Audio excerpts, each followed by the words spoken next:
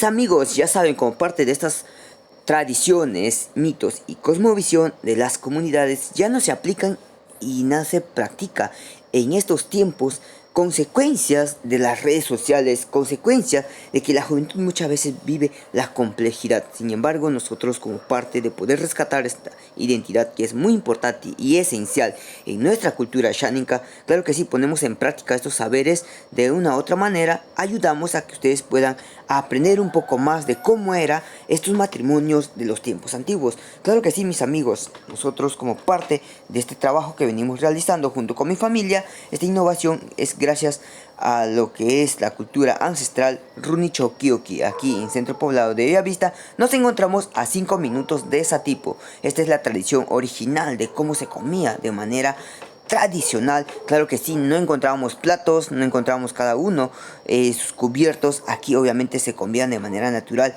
así como ustedes pueden observar, y si gusten pueden palpar con sus propias manos y poder visitar, tener esta experiencia. Pueden separar los días festivos, quizás un fin de semana, junto con amigos, familiares, o poder descansar, de poder tener este contacto con la naturaleza, poder dejar el estrés y poder, la verdad, sentir esta vibra de lo que nos brinda nuestra querida naturaleza. Claro que sí, mis amigos, estamos súper agradecidos a cada uno de ustedes por este empeño, por esta decisión de poder ver todos nuestros videos que hemos podido realizar.